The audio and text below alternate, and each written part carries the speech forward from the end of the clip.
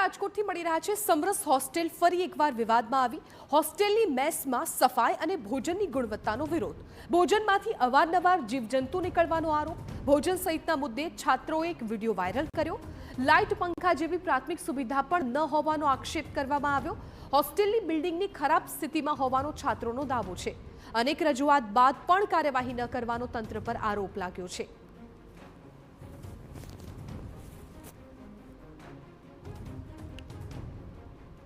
કંઈક ને કંઈક એમાંથી નીકળતું હોય છે, જેમાં કીડા મકોડા હોય છે, ઈયળો છે, એવું વારંવાર આવો બનાવો બને છે। અને ભોજન છે સાવ સ્વાદહીન।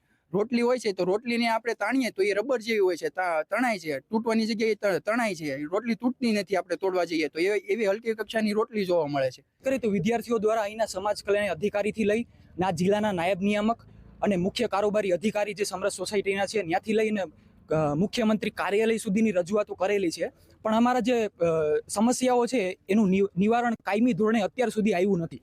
અને સમસ્યાઓ જે છે એ એટલા ધોરણે સાંભળવામાં આવતા નથી અને એનું સોલ્યુશન કરવા માટે કોઈ હાર્ડ એક્શન લેવામાં આવતા નથી। વિદ્યાર્થીઓના રૂમોમાં લાઇટ પંખા જેવી સમસ્યાઓ જે છે એ 3 મહિનાથી યથાવત છે।